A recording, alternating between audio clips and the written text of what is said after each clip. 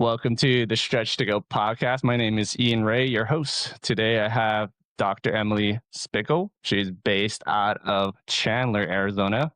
She has her own foot podiatry practice as well as she is the founder of Naboso Technology. So, Dr. Emily, welcome to the Stretch to Go podcast. Thank you so much. I'm excited to have a conversation. Yes. So let's dive in as far as how did you become a forensic in the forensic science into podiatry, foot podiatry? Like, please explain to me where did that come from? I mean, that's an interesting story because I never heard of someone going from one side to the, and then of course get into foot health. So please share us. Yeah.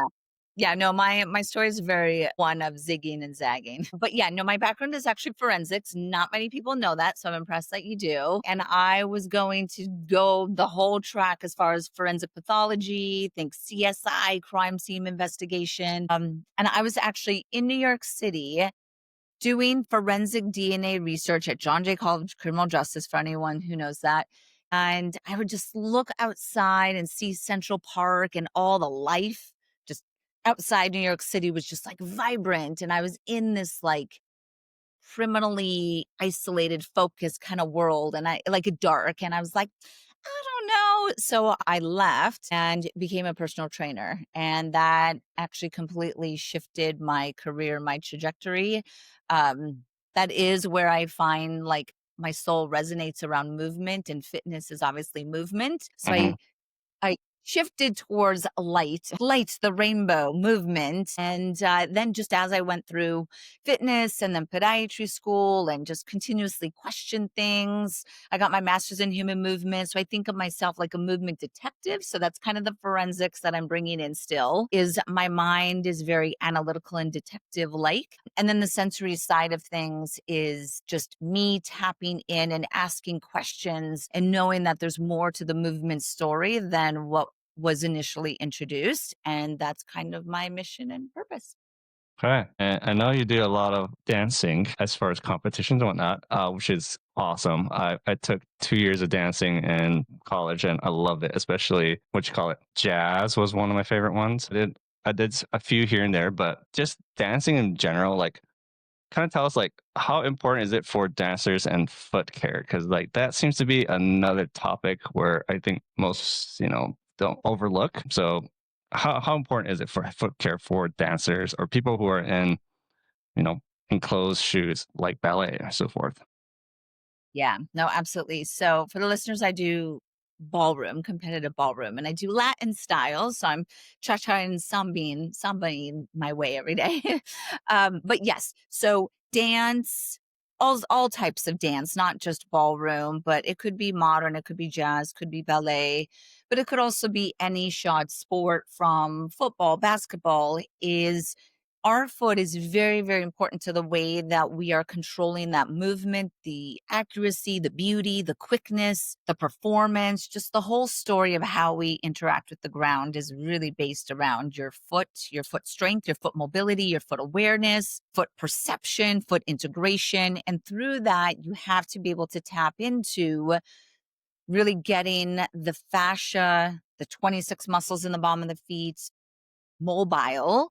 You have to be able to free your toes. So when you're getting Mhm. out of the shoe, free the toes and widen them, spread them, and then also learn how to engage them. So it's a fine interplay of mobility, stability, strength, recovery, and yeah, not even people who are dancers and shot athletes need to be thinking about their feet. Every human being needs to be thinking about their feet. And I guess where did Naboso come about? What's the name behind it? So, one, Naboso is a sensory based product line. So, if the listeners are like, I don't know what that word is or what that company is, it's a sensory based product line that I developed 6 years ago. And we use texture on all of the products. And these little Mhm. textures or little tiny pyramids are stimulating a very specific nerve in the bottom of the feet and the palm of the hand. So, it's kind of like Braille.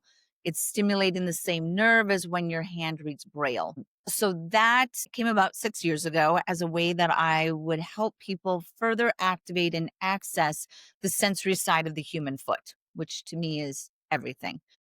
Naboso is a Czech word That means barefoot, and I was in Prague when I saw the name, it was on someone's shirt who was in one of my workshops, and I was just very drawn to that word. I didn't know that it meant barefoot, but I was just drawn to that word. And then Dr. Yanda, who was a Czech physiatrist, he really was the one who started talking about short foot and a lot of foot to core concepts peripherally. Fascia wasn't known to the depth that it is now, but he was the one who started to explore that. So this is kind of an homage to Dr. Yanda, who influenced my work. He's Czech.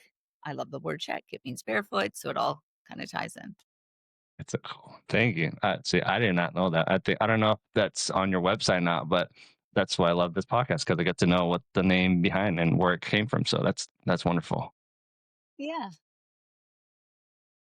So I know talking fascia, as you know, like I'm a fascia stretch therapist through Stretch to Win, and you know Chris and Ann pretty well. But how is fascia such an miss overlooked thing, especially in the past? I would say like 10, 20 years, 10 years or so, like fascia is becoming more of a word that people are hearing more about. But even before then, like why is fascia overlooked? Yes. So fascia is often overlooked. What I can say is fascia is often overlooked in the Western medical space because of a lack of understanding of the interconnected aspect of the human body. As a podiatrist and trained as a surgeon, there was no conversation of the interconnected nature of that tissue that we were cutting through when we were doing surgery. Hmm. It just wasn't appreciated that way. I think that that's a big part of it. Also, and I tell my patients this all the time, that fascia and fascial presentations don't always show up on ultrasound, MRI. So some of the Western medicine imaging, so you have to have this capacity to think more abstract than the literal MRI that's showing the femur, that's showing the quad, that's showing the right.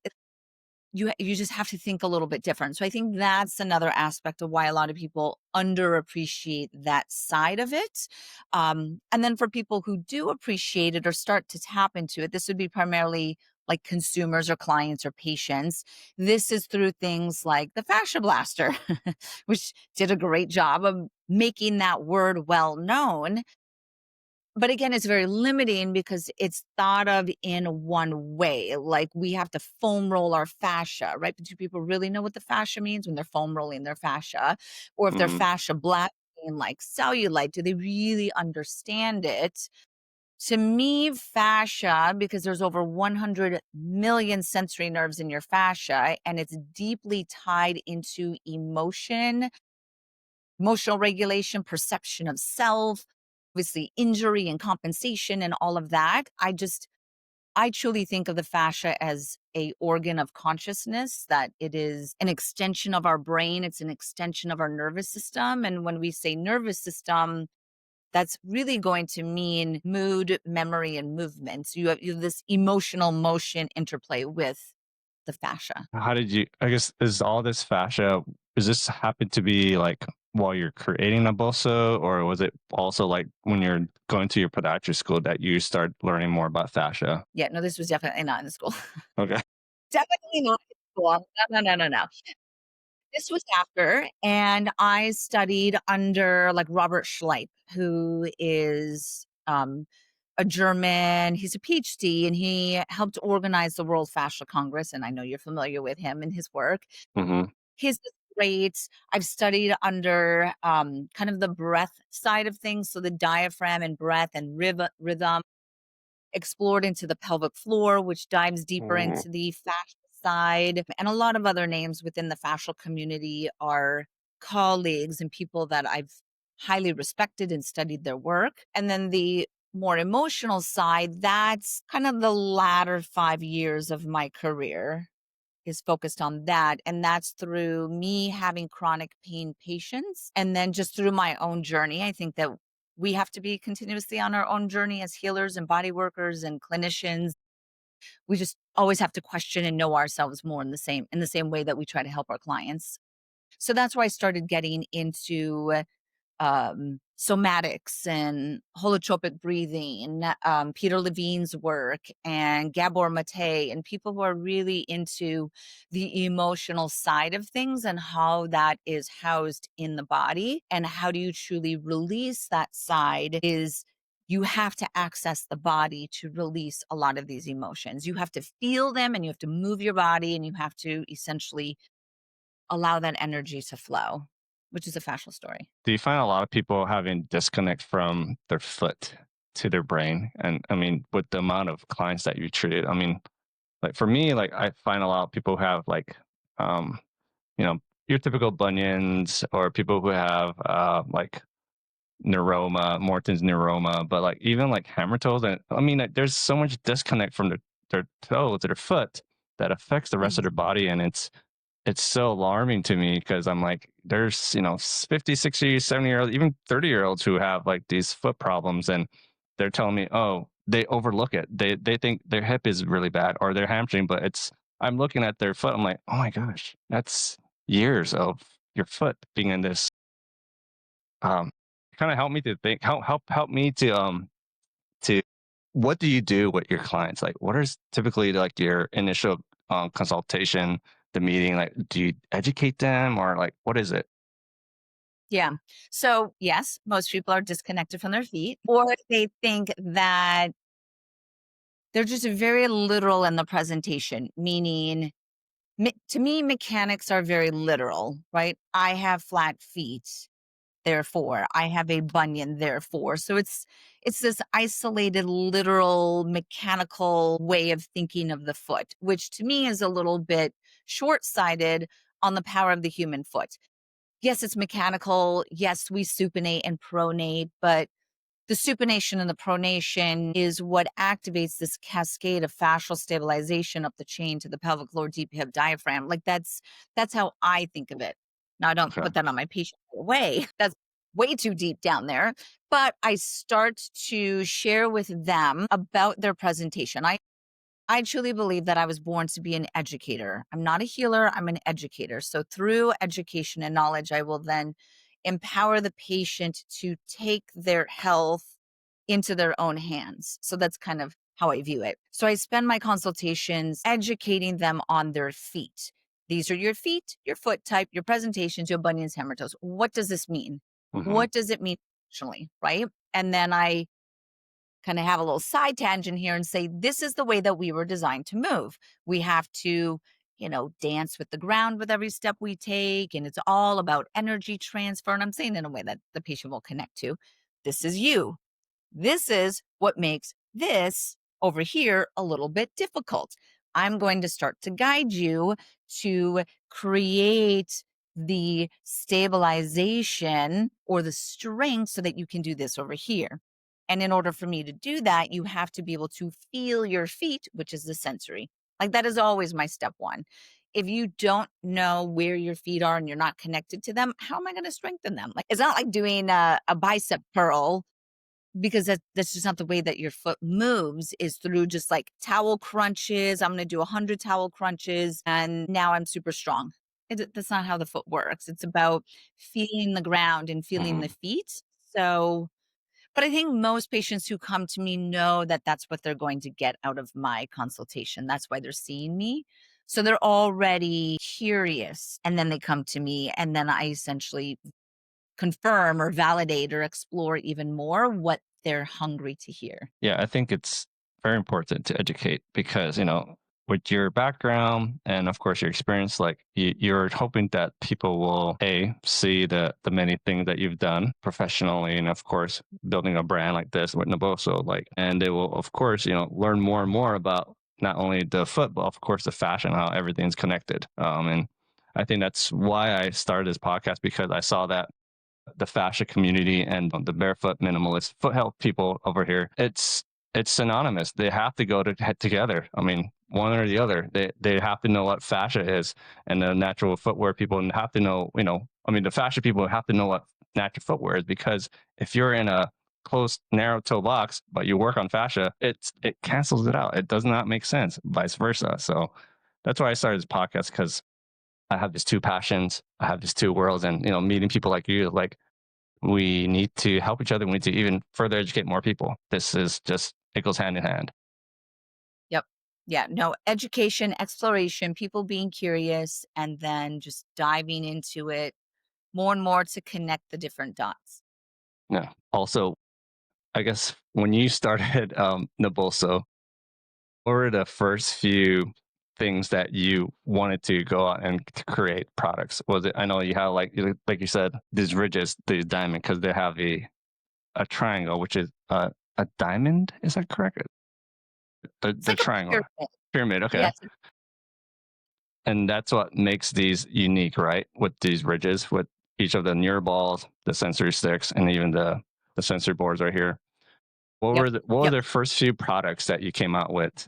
And you're like, hey, let's start off with this first. So when I first concepted Naboso, which again was more than 6 years ago, because it was actually several years of the R&D and the testing and much harder to invent the product than people realize because of the texture. And again, these little tiny pyramids, little triangles, pyramids, we actually have a patent on that pattern and the specificity of what that pattern does. So the first product that I developed thinking about this and the stimulation of that braille nerve was a training surface.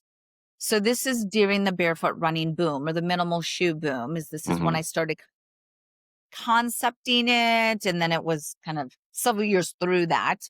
But I knew that once people took off the minimal shoes and they were training barefoot, to me that's not the end of the story. Like what else can you do you need to do to really harness the power of the human foot? So to me, I was thinking of, okay, what stimuli could you bring in? What surface could create that stimuli? So imagine a yoga mat that is covered with these tiny little 1.5 millimeter pyramids that are, a couple millimeters apart, just the whole surface.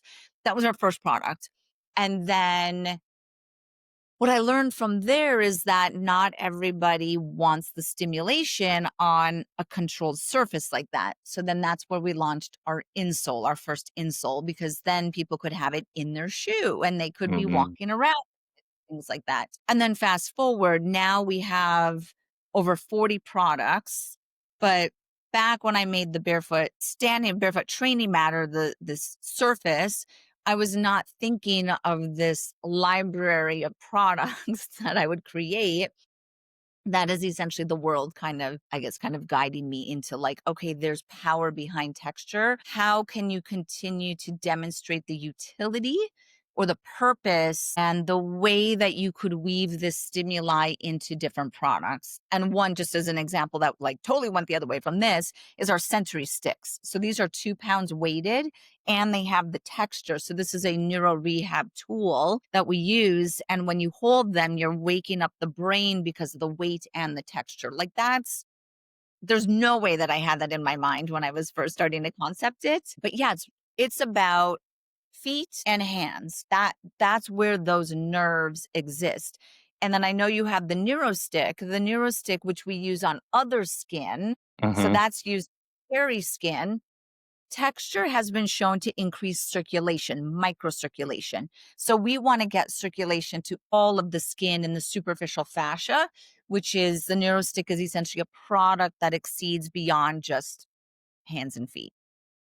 Gotcha. Superficial fascia, for those of you who don't know, basically right underneath the skin, correct? Very, very malleable because they're different. There's the deep layer fascia and so forth. I mean, we could go on, but you could go on a little bit more about fascia, but that's another thing too. I think we're starting to see more people understand the importance of fascia, but all these, I would say, influencers out there who are really pushing it. Where do you see fascia evolving in the future, 5, 10 years? Because yes, fascia has been around. We have it, but like I said, there's more of a movement of people wanting to learn more and seeing the importance of it. But where do you see fascia in itself growing? I mean, I think it's already going in this direction, but I think that it'll be much more on the emotional side. Like that's also just a personal interest. Hmm. And then the other aspect of where fascia and then presentations in the human body and the way that tendons kind of rotate or organs are sitting has to do a lot with the embryology and how we essentially were cell splitting and how the fetus is formed, right?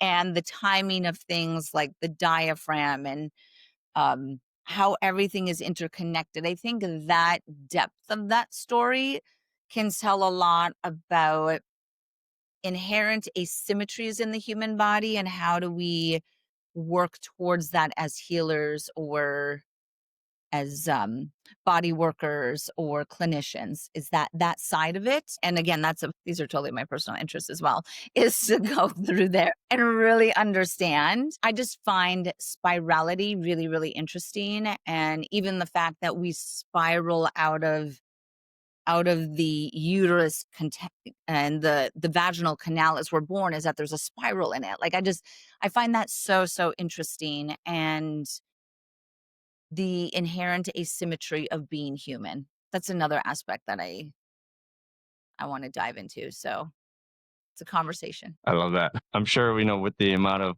of knowledgeable mentors that you had learning about fascia, there are definitely more studies and more people probably bringing up, and hopefully, I mean, that's one thing I want to ask you is like, do you have any like sneak peek of like upcoming things that you're working on, projects, studies, case studies that you're currently doing? Yeah. So what I will say is I am fascinated. This is on the Naboso side. I am Hmm. fascinated in the concept of multi-sensory experiences. And I'm going to keep it vague on purpose so that people can be intrigued with what is down the Naboso pipeline. But multi-sensory stimulation is how can we be bringing in, like the sensory stick is an example, that this is weighted, which is proprioception. That's one pathway to the brain. And then textures mechanoception, which is a different stimuli to the brain. Both of them end up in the somatosensory cortex, which is the part of the neocortex. But like that's an example of dual sensory stimulation. The kinesis board, the wobble, is a proprioceptive tool that is stimulating a stretch reflex. So that's one pathway. But then the texture on the top of it with your bare foot is another pathway. So these are like two examples of this dual nerve stimuli. And we are playing around with other ways that we could bring dual sensory stimulation, because when you do that, you actually wake up the brain more. So you just more effectively wake up the brain. So that is definitely one side. And then we are looking at and exploring more on the emotional side. Texture and touch is very grounding and anchoring.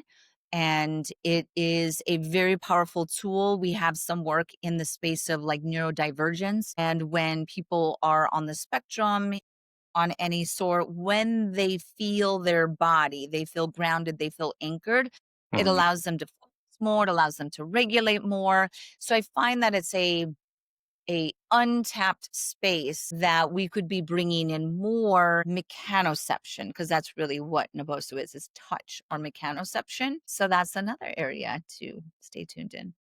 Um, I love that you have all these projects going on. That's so much to look forward to. I'm curious, do you have a success story that you probably have or have not shared of clients or people using your products, or even like from your practice? Like, what are some success stories that you've shared in the past of how people have overcome their pain, chronic injuries, and really being able to benefit from your learning and of course some of your products? I would say that any that fall under neuro rehab. So, any of the neuro rehab or chronic neurological presentations, MS, Parkinson's, stroke, spinal cord injuries, concussions, neuropathies, those are the most profound changes where you will observe effects from Naboso and then sensory stimulation. So, I have examples in every single one of these presentations, but I will give one real quick that has to do with a spinal cord injury. And this is a patient who saw me, even though she had experienced Naboso before she saw me as a patient. And 2 years prior, she went in for a cervical surgery, and the surgeon nicked her spinal cord. So she woke up paralyzed. Like, I could not imagine that, like bedbound from an injury cervical level. And so she went from bed bound, then she was kind of seated, then she was in a wheelchair, then she was in kind of like a walker thing. This is over a 2-year period. And the entire time during a majority of that 2 years, because of the spinal cord injury and the assumption of like, you can't feel anything down there because of the spinal cord injury, she was through her rehab centers always put in these like fluffy socks. Everything was just like pillowed down on the feet, the socks, all of that. And then she switched. This was now a couple months ago. So 2 years into the recovery, but 2 months ago, she switched rehab specialists to a company that actually uses Naboso. It's called SciFit. So I will give a shout out to SciFit. The therapist there recommended Naboso, or they had her start to like actually take her socks off and touch the mat or something like that. And oh my God,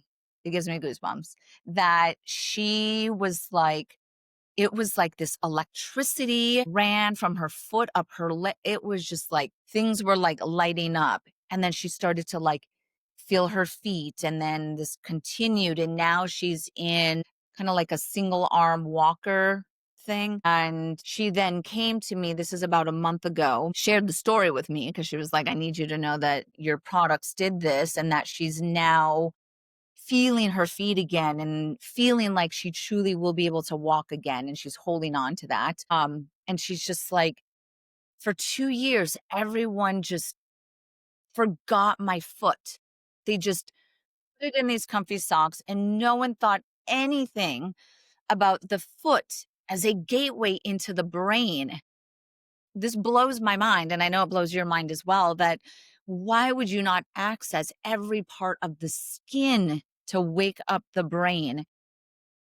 Long story short, I saw her as a patient and she wanted me to come in and look at her rehab, look at her day, look at her protocol, like just look at everything and essentially tell her, how can you turn up the neurosensory stimulation that you are experiencing on a day-to-day basis? And I said, that's essentially what I did is I have her dry brushing. I have her doing vibration stimulation. She's obviously using all the Naboso products. I've had her start getting into diaphragmatic breath work because no one told her about diaphragmatic breathing either. Why would you not say that? No one told her how to connect to her pelvic floor. So yeah, it's this profound shift. But to me, that's one of the most powerful examples of how the foot is the gateway into the brain. And I have many, many spinal cord injury examples of people with different levels of spinal cord injuries who can feel their feet when they use Naboso. That is so powerful, so powerful. Yeah. So honestly, that's why I do what I do. That's why I keep waking up and doing the vertical climb up the hill. Patients like that are getting an effect, and here we are. That's awesome. I love that there are real people out there who have these things, especially major things like that spinal injury. I mean, those aren't easy to deal with. You know, I mean, Yeah. talking about the skeletal system, it's definitely sensitive. Where do you see Naboso and even your practice evolving in the next 5, 10 years? Do you have a lot of things that you're hoping to accomplish and to expand on? Yeah. So I would say the side outside of what I do with Naboso, my practice is very much focused around functional and regenerative podiatry. So that's kind of the space of what I create. And then within that, I'm very much into regenerative injections, photobiomodulation or red light therapy. I'm into PEMF. So really this holistic, multi-pronged approach that is really looking at the regenerative side of healing, or how do we tap into our innate healing potential. And I think that's a big part of it. And that's through understanding advances in that, understanding connective tissue, which is a form of fascia, is a form of connective tissue. You could change the word in whichever way you want. But just also, how did the cells of this tissue communicate and repair itself? And Mhm. that's what I do now, but I just want to dive into that even more. So I guess for the listeners, with my goal is to grow Naboso and have it acquired so that it can go to its next kind of momentous life form. so that I can then push into these other aspects. Right now, I'm still, CEO, innovating products, trying to push this category, trying to push ideas around this space. Hmm. But ultimately, everything has to grow beyond ourselves. So I am growing Naboso to the point that it can be acquired, and then someone who knows how to grow companies to 100 million can go grow it. So then I can go over here and focus on these other powerful aspects of advancing human movement. I know you're a very busy woman, so I appreciate you being on the podcast. And it's been a pleasure for me, really having you. I love it when I could hear it from the founders and the creators and their story and the reason why they're doing this and why they started, because it helps me to understand the person behind the brand, makes it more human, and of course people to understand too, like your story and why you're doing this. So I appreciate you for being onto the podcast. Thank you. Thank you for the opportunity to share a little bit about my story and the Nabosa stories, and then just my overarching vision or mission. So thank you. And last but not least, how can people learn more about what you're doing, to connect, and of course, purchase one of these products? If you want to, feel free to share a social, email, a website, or any way that they can connect and work with you guys. Sure. So my Instagram is DREmilyDPM. That's my personal one, highly educational based on there. Naboso's is Naboso underscore technology. Naboso is Naboso. So Naboso. And then my website for my practice is my name, DREmilySplichal.com. If you don't know how to spell that, then you could just Google Dr. Emily barefoot, everything will come up for that. For Naboso, it's naboso.com, Naboso.com. I have several books, so if people want to start to explore what's going on with this whole space, Barefoot Strong and Sensory Sapiens, and both of these are available on Amazon in Kindle, and then we just launched it on Audible as well. Nice. Well, thank you so much. Like I said, it's been a pleasure to me really having you onto the podcast and someone that I really look forward to and learning from. So thank you so much for helping on. Of course, thank you. Thanks, everyone. Bye bye.